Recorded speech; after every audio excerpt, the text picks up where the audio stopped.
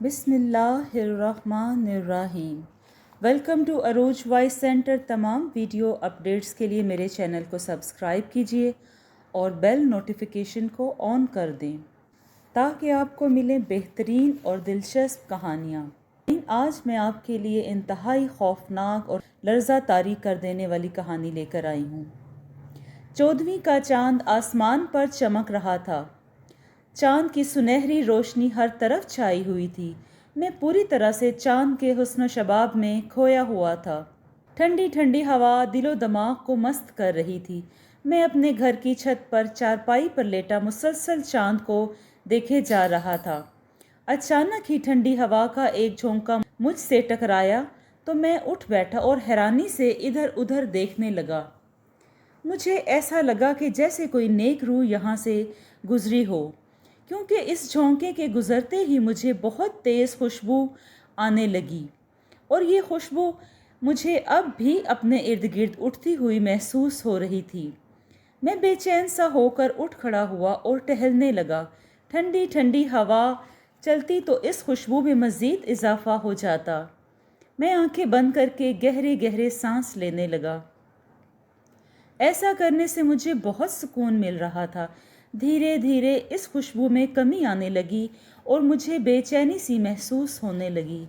मैंने आंखें खोल लीं और एक गहरा सांस लेकर खारिज किया। लगता है यहाँ से कोई नेक रूह गुजर गई है, मैंने दिल ही दिल में सोचा और फिर मैं खुद अपनी बेवकूफ़ी पर मुस्कुरा दिया। नेक रूह? भला नेक रूह का यहाँ क्या काम? रूह तो अगर एक बार जिस्म से अलहदा हो जाए तो फिर कभी ज़मीन पर नहीं आती। ये सब तो लोगों की कही हुई झूठी बातें हैं। मैंने कई लोगों से सुन रखा था कि जब अचानक ही अपने इर्द गिर्द से तेज़ और दिलो दिमाग को मस्त कर देने वाली खुशबू आने लगे तो वहाँ से कोई नेक रूह गुजर कर जाती है। लेकिन मैंने कभी लोगों की इन झूठी बातों पर यकीन नहीं किया। लेकिन आज खुशबू आने पर मेरे दिल में भी ख्याल आया कि यहाँ से कोई नेक रूह गुजर कर गई। लेकिन मैंने गलत सोचा था। मैं खुद को कोसने लगा, लेकिन आज से पहले मैंने ऐसा कभी नहीं सोचा था। एक दफ़ा मैं अपने दादा के साथ सहन में बैठा था कि अचानक ही वहाँ तेज़ और प्यारी सी खुशबू फैल गई। दादा जान ने एक गहरी सांस ली और कहा, लगता है यहाँ से कोई नेक रूह गुजर के गई है। दादा जान की ये बात सुनकर मैं मुस्कुराने लगा। दादा जान ने मुझे मुस्कुराते हुए देखा तो पूछा, बेटा तुम क्यों मुस्कुरा रहे हो? बस वैसे ही दादा जान, मैंने टाल मटोल से काम लिया। पता नहीं ये लोग ज़िंदगी में कैसे कामयाब होते हैं। दूसरों की झूठी बातों पर तो जल्दी ही ईमान ले आते हैं, लेकिन जब कोई इनसे नेकी की बात की जाए तो इस पर यकीन नहीं करते। पता नहीं ऐसे लोगों का क्या होगा। मैंने दिल ही दिल में सोचा और चारपाई पर आ बैठा। नींद मेरी आंखों से कोसों दूर थी। मेरी नज़र मेरे घर के सामने बहती हुई नहर की तरफ चली गई। चांद की रोशनी में नहर का पानी चमक रहा था। नहर के किनारे लगे दरख्त हवा के संग झूल रहे थे। मुझसे रहा ना गया और मैं घर से बाहर आ गया और नहर के किनारे किनारे चलने लगा। मेरा 2 कमरों का घर आबादी से ज़रा हट कर था। यहाँ मेरे घर के अलावा चंद घर और भी थे, लेकिन वो घर मेरे घर से थोड़े फासले पर थे। नहर के किनारे चलते चलते मैं काफ़ी दूर निकल आया था। यहाँ पर नहर के किनारे सरसब्ज घास थी। जुगनू भी इधर उधर उड़ते हुए नज़र आ रहे थे, लेकिन इनकी रोशनी चांद की रोशनी के आगे मांद पड़ रही थी। मैं वहाँ ही बैठ गया और नहर के ठंडे और शीशे की तरह चमकते हुए पानी में पाँव मार रहा था कि दफातन ही मुझे बहुत मज़ा आ रहा था। मैं इर्द गिर्द से बेखबर पानी में पाँव मार रहा था कि मुझे अपने करीब से पायलों की झनकार सुनाई दी और मैं बेख्तियार उछल पड़ा। मुझे अपना दिल तेज़ी से धड़कता हुआ महसूस हुआ। खौफ की एक लहर ने मुझे अपने जिस्म में दौड़ती हुई महसूस हो रही थी। मैंने खौफसदा नज़रों से इधर उधर देखा तो मुझे थोड़े फासले पर एक लड़की दिखाई दी। वो नहर के किनारे खड़ी थी। इसने सफ़ेद रंग का लिबास पहन रखा था। इसका चेहरा दिखाई नहीं दे रहा था کیونکہ اس کے بال کھلے ہوئے تھے اور اس نے سر جھکا رکھا تھا، جس کی وجہ سے اس کے بالوں نے اس کا چہرہ چھپا رکھا تھا۔ میرے دل میں خوف پرورش پا رہا تھا۔ مجھے لگ رہا تھا کہ یہ لڑکی کے روپ میں کوئی ڈائن یا چڑیل ہے۔ بھلا اکیلی لڑکی کا رات کے اس پہر میں یہاں کیا کام؟ میری سوچوں میں خوف بھر رہا تھا۔ میں خود پر حیران ہو رہا تھا کہ آج مجھے کیوں خوف محسوس ہو رہا ہے، ورنہ اس سے پہلے بھی میں رات کو اکیلا دور دور تک نکل جاتا تھا۔ جنگلوں میں بھی میں نے رات کو سفر کیے، کئی قسم کے خوفناک جانوروں سے میرا سامنا ہوا، لیکن میں بالکل بھی نہ ڈرا تھا۔ اندھیری راتوں کو میں قبرستان بھی گیا اور ایسی ویران جگہوں پر بھی گیا جہاں پر سنسانیت ہی سنسانیت تھی، لیکن میں نے کبھی بھی خوف نہیں کھایا۔ لیکن آج پتہ نہیں کیوں خوف سے میرا چہرہ زرد ہو رہا تھا۔ اگر یہ لڑکی چڑیل یا ڈائن ہے تو مجھ پر حملہ کیوں نہیں کر رہی؟ کیا پتہ اس نے مجھے ابھی تک دیکھا ہی نہ ہو، یا پھر یہ مجھے اپنے حسن کے جال میں پھنسا کر کہیں لے جائے گی اور میرا خون کر دے گی۔ میرے دماغ میں طرح طرح کی سوچیں ابھرنے لگیں۔ اس سے پہلے کہ کچھ اور سوچتا، لڑکی نے نہر میں چھلانگ لگا دی۔ مجھے پتا تھا کہ یہاں سے نہر گہری ہے۔ وہ لڑکی بار بار پانی کے اوپر ابھر رہی تھی۔ کہیں یہ لڑکی خودکشی کے لیے تو یہاں نہیں آئی؟ یہ سوچ کر میں نے پانی میں چھلانگ لگا دی اور تیرتا ہوا لڑکی کے پاس جا پہنچا۔ بڑی مشکل سے میں نے اسے قابو کیا۔ اس کے اعضاء ڈھیلے پڑتے جا رہے تھے۔ میں کافی مشکل سے اسے نہر سے باہر نکالنے میں کامیاب ہو گیا۔ میں نے اسے ایک طرف لٹایا۔ میں نے ابھی تک اس کا چہرہ نہیں دیکھا تھا۔ اس کے کالے بال اس کے چہرے پر بکھرے ہوئے تھے۔ بے اختیار میرا ہاتھ اس کے چہرے کی طرف چلا گیا۔ میں نے اپنے ہاتھ سے اس کے چہرے سے گیلے بال ہٹائے اور اس کو غور سے دیکھنے لگا۔ وہ سانولی سی رنگت والی لڑکی تھی۔ گلابی ہونٹ اس کے چہرے پر بہت ہی خوبصورت لگ رہے تھے۔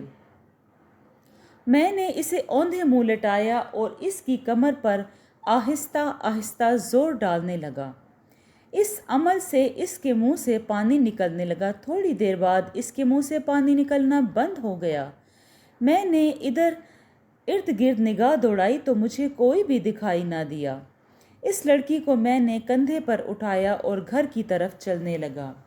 گھر پہنچ کر میں نے کمرے کا دروازہ کھولا، لائٹ آن کی اور لڑکی کو بستر پر لٹا دیا۔ وہ خود دروازے سے اور میں خود دروازے سے ٹیک لگا کر اس کے خوبصورت چہرے کو دیکھنے لگا۔ وہ اس لمحے بہت ہی خوبصورت لگ رہی تھی۔ اس کے بالوں کی ایک لٹ اس کے حسین چہرے پر بہت ہی پیاری لگ رہی تھی۔ پھر میں کچن میں آیا، اپنے لیے چائے بنائی اور وہیں بیٹھ کر پینے لگ گیا۔ چائے پینے کے بعد دوبارہ سے کمرے میں آیا تو اس لڑکی کو ہوش آ چکا تھا۔ وہ بستر پر بیٹھی اپنے چہرے کو دونوں ہاتھوں میں چھپائے سسکیاں لے کر رو رہی تھی۔ ارے آپ کو ہوش آ گیا؟ میں نے خوشی سے پوچھا تو اس نے چہرے سے ہاتھوں کو اٹھایا۔ اس کی موٹی موٹی نیلی آنکھیں آنسوؤں سے تر تھیں۔ آپ کون ہیں؟ اور یہ آپ نے اچھا نہیں کیا مجھے بچا کر، اس نے روتے ہوئے کہا۔ یہ آپ کیا کہہ رہی ہیں؟ اور آپ کو اندازہ ہے کہ یہ آپ کیا کرنے والی تھیں؟ خودکشی حرام ہے، میں نے غصے سے کہا۔ اگر آپ مجھے مرنے دیتے تو اچھا تھا، آپ نے مجھے بچا کر اپنے آپ کو مصیبت میں ڈالا ہے۔ اس نے اپنے آنسوؤں کو صاف کرتے ہوئے کہا۔ یہ آپ کیا کہہ رہی ہیں؟ مجھے تو کچھ بھی سمجھ نہیں آ رہا، میں نے حیرانگی سے پوچھا۔ وہ آپ کو مار دے گا، وہ خوفزدہ لہجے میں بولی۔ مجھے اللہ کے سوا کوئی بھی نہیں مار سکتا، اور آپ کس کی بات کر رہی ہیں؟ میں نے آنکھوں میں دنیا جہاں کی محبت بھر کر اسے دیکھا۔ حشام، اس نے مختصر کہا۔ کون حشام؟ میں نے پوچھا اور ساتھ ہی کہا، پلیز آپ مجھے اپنے بارے میں تفصیل سے بتائیں۔ میری بات سن کر اس نے ایک آہ بھری۔ اس نے کہا کہ میرا نام ارسا ہے۔ میں یہ نہیں جانتی کہ میرے ماں باپ اب اس دنیا میں ہیں بھی یا نہیں۔ جب میں 15 سال کی تھی تو مجھے میرا باپ ایک جادوگر کے پاس چھوڑ گیا۔ وہ مجھے جادو سکھانا چاہتے تھے۔ میں اس جادوگر کے پاس رہنے لگی۔ وہ مجھے چھوٹے موٹے منتر پڑھنے کو دیتا جنہیں میں رات کو 1-2 گھنٹے تک پڑھتی رہتی۔ ان منتروں کو پڑھنے سے میرے اندر کا خوف جاتا رہا۔ وہ بوڑھا جادوگر آہستہ آہستہ مجھے بڑے منتر دینے لگا جنہیں میں کئی راتوں تک کرتی تھی۔ اس سے یہ ہوا کہ میرے اندر کا خوف و ڈر ختم ہو گیا۔ اب میں اکیلی راتوں کو دور دور تک نکل جاتی تھی۔ جنگل میں رات کو اکیلی بیٹھی چلا کرتی۔ چلے کے دوران بہت سی طاقتیں مجھے ڈرانے آتی۔ ایسی بھیانک شکلیں میں نے چلے کے دوران دیکھی جنہیں کوئی عام انسان دیکھ لے تو وہ وہیں مر جائے، لیکن میں کبھی نہیں ڈری۔ ایسی خوفناک چڑیلوں سے میرا واسطہ پڑا جن کی زبانیں باہر لٹک رہی ہوتی تھیں، کالے سیاہ منہ پر سرخ انگارہ آنکھیں جن سے خون بہہ رہا تھا، لیکن میں ان میں سے کسی سے نہیں ڈری بلکہ انہیں جلا دیا۔ ان چلوں کو کرنے سے مجھ میں بہت سی طاقتیں آ گئیں۔ میں جب چاہتی ہواؤں میں اڑنے لگتی، جب چاہتی دوسروں کی نظروں سے غائب ہو جاتی۔ نظروں سے گلاس توڑنا، کاغذ سے کبوتر بنانا، کوئی چیز غائب کرنا اور پھر میرے سامنے لانا، یہ میرے لیے عام باتیں تھیں۔ وقت گزرنے کے ساتھ ساتھ بوڑھا جادوگر مجھے ایسے چلے کرنے کو دینے لگا جن سے جان جانے کا بھی خطرہ ہوتا تھا۔ میں اکیلی رات کو قبرستان جاتی، قبر کھود کر انسانی ہڈیاں باہر نکال لاتی اور پھر اسی قبر کے پاس بیٹھ کر میں چلا کرتی رہتی تھی۔ چلا کرنے میں مجھے بہت مزہ آتا تھا۔ بہت سے جنوں اور چڑیلوں کو میں نے اپنے قبضے میں کر رکھا تھا۔ مجھے کسی بھی چیز کی ضرورت ہوتی تو جنوں کو حاضر کر کے منگوا لیتی۔ میں اپنی زندگی بہت خوشی سے گزار رہی تھی۔ مجھے کسی بھی چیز کی کمی نہ تھی۔ پھر ایک دن بوڑھے جادوگر نے مجھے اپنے پاس بلایا اور کہا، ارسا، میں آج ایک بہت ہی اہم کام تمہارے سپرد کرنے جا رہا ہوں۔ کیسا کام؟ میں نے حیران ہو کے پوچھا۔ یہ کام میں کسی اور سے بھی کروا سکتا ہوں، لیکن اس کام کے لیے میں نے تمہیں چنا ہے کیونکہ تم سے بہتر یہ کام کوئی اور نہیں کر سکتا۔ بوڑھے نے میری طرف بغور دیکھتے ہوئے کہا کہ آپ نے اپنے کام کے لیے مجھے منتخب کیا۔ آپ اپنا کام بتائیں۔ میں نے مسکراتے ہوئے کہا، تم نے مجھے 20 بچے قبروں سے نکال کر دینے ہیں اور 20 بچے مجھے زندہ چاہیے۔ تم نے روزانہ مجھے 20 دن تک ایک زندہ اور ایک مرا ہوا بچہ لا کر دینا ہوگا، اور اس بات کا خاص خیال رکھنا کہ جو بچہ تم لاؤ گی اس کی عمر 3 سال یا اس سے کم ہو۔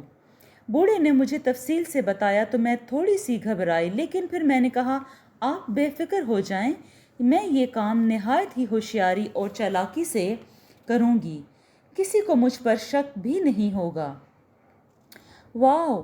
وہ خوشی سے بولا، مجھے یقین تھا کہ تم یہ کام کرنے کو تیار ہو جاؤ گی۔ اس کی بات سن کر میں اٹھ گئی۔ میرا رخ ابھی قبرستان کی طرف ہی تھا۔ یہ کام میں آج سے ہی شروع کرنا چاہتی تھی۔ چاند کی روشنی میں قبرستان کا منظر بہت ہی بھیانک لگ رہا تھا۔ دور کہیں کتوں کے بھونکنے کی آوازیں آ رہی تھیں۔ میرے دل میں کسی قسم کا خوف نہ تھا۔ میں نے ایک بچے کی قبر کھودی اور بچے کی لاش کو قبر سے نکالنے کے بعد میں نے قبر کو دوبارہ بند کر دیا تاکہ کسی کو شک نہ ہو کہ کسی نے رات کو قبر کھودی تھی۔ میں نے بچے کی لاش اٹھائی اور اڑتی ہوئی کمرے میں آ گئی۔ بچے کی لاش کو میں نے ایک طرف رکھا اور اس کے منہ سے کفن ہٹایا تو میرا دل دہل سا گیا۔ میرا وجود کانپنے لگا۔ اس معصوم بچے کی شکل دیکھ کر مجھے ترس آ گیا۔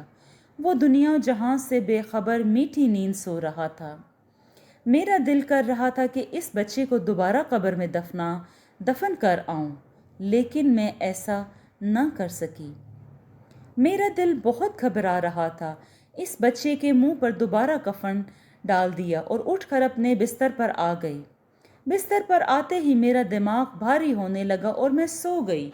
صبح اٹھی تو ہر طرف روشنی پھیلی ہوئی تھی۔ صبح کا منظر مجھے بہت پسند تھا۔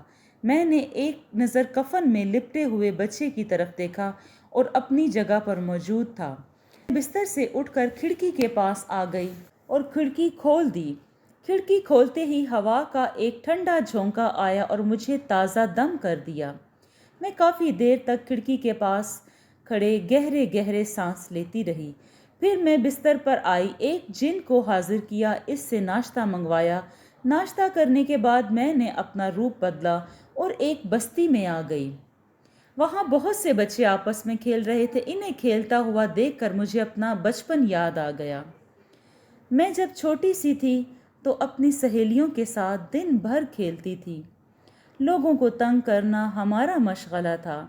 ہم سب سہیلیاں لوگوں کے گھروں میں گھنٹی بجا کر بھاگ جایا کرتی تھیں۔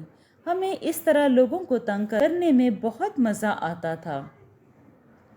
میں وہاں کھڑی اپنے بچپن کو یاد کرنے لگی۔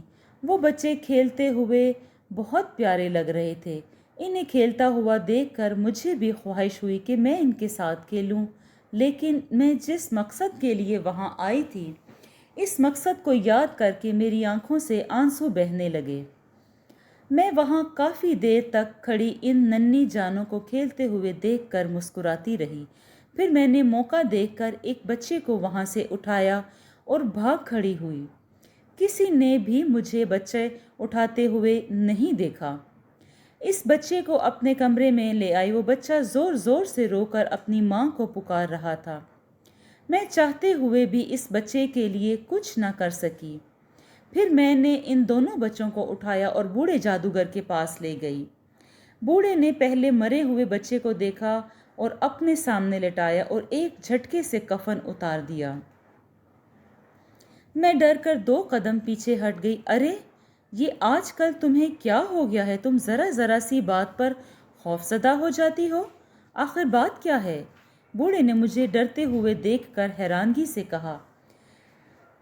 یہ تو میں خود بھی نہیں جانتی ہوں کہ مجھے خوف کیوں آتا ہے۔ ایک انجانا سا خوف ہر وقت مجھے اپنے حصار میں لیے رکھتا ہے۔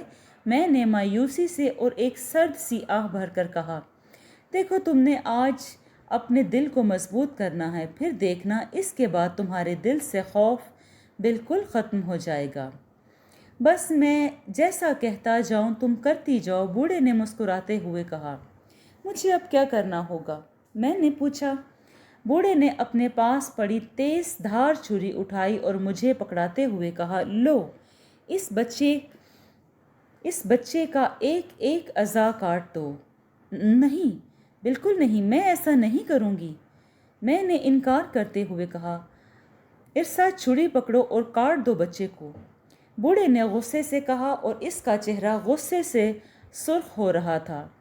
مجھے بوڑھے سے خوف آنے لگا تھا۔ مجھے پتا تھا کہ غصے میں آ کر وہ مجھے قتل بھی کر سکتا ہے۔ میں نے ڈرتے ڈرتے چھری پکڑی اور بے رحمی سے مرے ہوئے بچے کے اعضاء کاٹنے لگی۔ آنسو میری آنکھوں سے بارش کی طرح برس رہے تھے۔ بچے کو کاٹنے کے بعد میں نے چھری ایک طرف پھینک دی۔ بوڑھا مجھے گہری نظروں سے دیکھ رہا تھا۔ بس اپنا دل مضبوط کرو اور اس بچے کے اعضاء اٹھا کر کھاؤ، بوڑھے نے کہا اور بچے کا ایک کٹا ہوا بازو اٹھایا اور کھانے لگا۔ میں نے اپنی آنکھیں بند کیں۔ بچے کا دوسرا کٹا ہوا بازو اٹھا کر کھانے لگی۔ جیسے جیسے میں گوشت کھا رہی تھی مجھے سکون مل رہا تھا۔ وہ گوشت بہت ہی مزیدار تھا۔ میں نے جلدی سے بازو ختم کیا اور ٹانگ اٹھا کر کھانے لگی۔ وہ بوڑھا مجھے اس طرح کھاتے ہوئے دیکھ کر مسکرا رہا تھا۔ وہ بھی مزے سے گوشت کھا رہا تھا۔ تھوڑی دیر بعد ہم نے اس بچے کا کام تمام کر دیا۔ اچھا ارسا، اب دوسرے بچے کو ادھر لاؤ، بوڑھے نے اپنا منہ صاف کرتے ہوئے کہا۔ میں نے دوسرے بچے کی طرف دیکھا۔ وہ کسی چیز کے ساتھ کھیلنے میں مصروف تھا۔ میں نے اس بچے کو اٹھایا اور اپنے سامنے لٹایا تو وہ رونے لگا۔ میرے اندر کا وحشی جاگ چکا تھا۔ مجھے اس پر ذرا بھی ترس نہ آیا۔ میں نے چھری اٹھا کر اس کی گردن پر چلا دی۔ خون کا ایک فوارہ اس کی گردن سے ابل پڑا۔ بوڑھے نے اپنی گردن جھکائی اور اس کا خون پینے لگا۔ میرا بھی دل چاہ رہا تھا کہ میں بھی اس کا خون پیوں۔ بوڑھے نے اپنی گردن اٹھائی۔ اس کا منہ خون سے تر تھا۔ بچے کا خون اب بھی بہہ رہا تھا۔ میں نے بھی اس کی گردن سے منہ لگایا اور خون پینے لگی۔ اس بچے کا خون بہت لذیذ تھا۔ میں نے اس کا سارا خون چوس لیا۔ پھر میں نے اور بوڑھے نے مل کر اس کا گوشت کھایا اور دن بہت تیزی سے گزر رہے تھے۔ میں روزانہ رات کو جاتی اور قبر سے ایک بچہ نکال کر لاتی، صبح روپ بدل کر کسی بستی میں جاتی اور وہاں سے کسی اور بچے کو اٹھا کر لے آتی۔ پھر میں اور بوڑھا مل کر اس کا گوشت کھاتے اور خون پیتے۔ آئندہ انسانی خون پینے اور گوشت کھانے میں مجھے بہت مزہ آتا تھا۔ مجھے انسانوں سے نفرت ہو گئی تھی۔ بچوں پر اب بھی مجھے ذرا ترس نہ آتا تھا۔ جب میں بچوں کو ذبح کر رہی ہوتی تو ان کی درد بھری چیخیں مجھے بہت سکون دیتی تھیں۔ کئی دفعہ بستی والوں نے مجھے بچے اٹھاتے دیکھ لیا تھا، لیکن کوئی بھی مجھے پکڑ نہ سکا، کیونکہ جب بھی میں خطرہ محسوس کرتی تو میں بھاگ جاتی یا پھر وہاں سے غائب ہو جاتی۔ ہر دفعہ مختلف روپ میں بستی جاتی، کبھی بوڑھے، کبھی نوجوان اور کبھی کسی حسین لڑکی کے روپ میں جاتی تھی۔ میں اپنے اصلی روپ میں وہاں کبھی نہیں گئی تھی۔ 20 دن تک میں یہ کھیل کھیلتی رہی۔ جس حویلی میں ہم رہتے تھے وہاں کوئی بھی نہیں آتا جاتا تھا۔ ایک دفعہ ایک آدمی نے مجھے بچے اٹھاتے ہوئے دیکھ لیا تھا، لیکن میں اسے نہ دیکھ سکی تھی۔ وہ میرا پیچھا کرتے ہوئے حویلی تک آ گیا تھا، پھر وہ واپس گاؤں چلا گیا اور بہت سے لوگوں کو اکٹھا کر کے لے آیا۔ لوگ حویلی سے باہر کھڑے شور مچا رہے تھے۔ ہم اس وقت بچوں کو کھانے میں مصروف تھے۔ جب ہم نے شور سنا تو کھڑکی سے جھانک کر دیکھا تو ڈر گئے۔ لوگ ہاتھوں میں کلہاڑیاں لیے اور ڈنڈے پکڑے ہوئے تھے۔ لگتا تھا کہ لوگوں کو پتہ چل گیا ہے کہ گاؤں سے ہم ہی بچے چراتے ہیں۔ میں نے خوفزدہ لہجے میں کہا۔ میری بات سن کر بوڑھا بھی کھڑکی تک آیا اور باہر جھانکنے لگا۔ ہاں، ایسا ہی ہے، اور اب یہ لوگ ہمیں زندہ نہیں چھوڑیں گے۔ ہمیں اس جگہ کو چھوڑنا ہوگا۔ یہ جگہ اب ہمارے لیے خطرہ بن گئی ہے۔ آپ ٹھیک کہتے ہیں، لیکن ہم جائیں گے کہاں؟ میں نے مایوسی سے کہا۔ تم اس کی فکر نہ کرو، میں نے ایک بہت ہی اچھی جگہ دیکھ رکھی ہے۔ وہاں پر ایک جن زادی کے علاوہ کوئی نہیں ہوتا۔ میں اس جن زادی کو جانتا ہوں، وہ بہت ہی طاقتور ہے۔ اس نے اپنی بستی کے تمام جنوں کا خون پی رکھا ہے۔ اس کی طاقتیں مجھ سے بھی زیادہ ہیں، صرف وہی ہماری مدد کر سکتی ہے، اور سب سے بڑی بات یہ کہ وہ میری بہت اچھی دوست بھی ہے۔ بوڑھے نے مجھے تفصیل بتاتے ہوئے کہا۔ تو ٹھیک ہے، پھر چلیں، ورنہ یہ لوگ اگر حویلی میں داخل ہو گئے تو پھر وہ ہمیں پکڑ بھی سکتے ہیں۔ میں نے ڈرے ہوئے انداز میں کہا۔ چلو۔ بوڑھے نے اپنا ہاتھ میری طرف بڑھایا تو میں نے اس کا ہاتھ تھام لیا اور پھر ہم ہواؤں میں اڑنے لگے۔